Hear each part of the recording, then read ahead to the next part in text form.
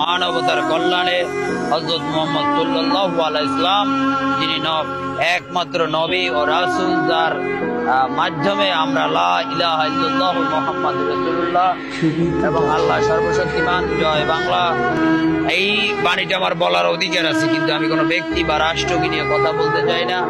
আমি বিশ্ব মানবতার শান্তির দূত হযরত মুহাম্মদ সাল্লাল্লাহু আলাইহি ওয়াসাল্লামের আনুষ্ঠানিক জন্ম, যে জন্ম না হইলে হয়তো বা পৃথিবী সৃষ্টি হতো না, এমন মতবাদ আছে।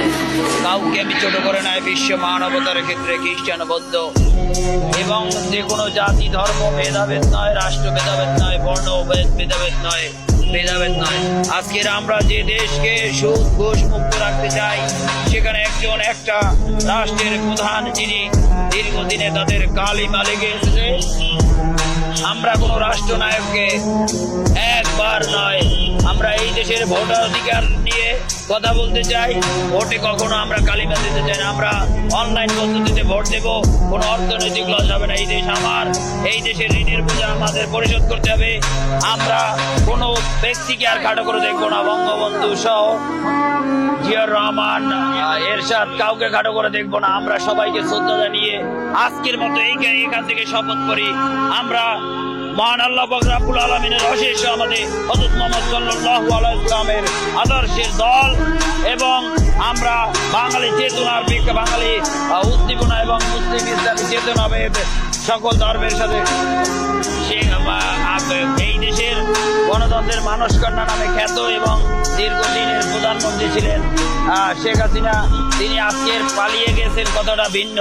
তিনি তার রিফিউজি হিসাবে ইন্ডিয়ায় আছেন।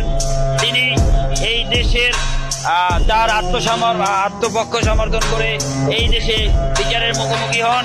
যদি নির্দোষ হন, তাকে আমরা হাসি মুখে বরণ করবো, এবং যদি দোষী হন, তার বিচার আমরা দাবি করি।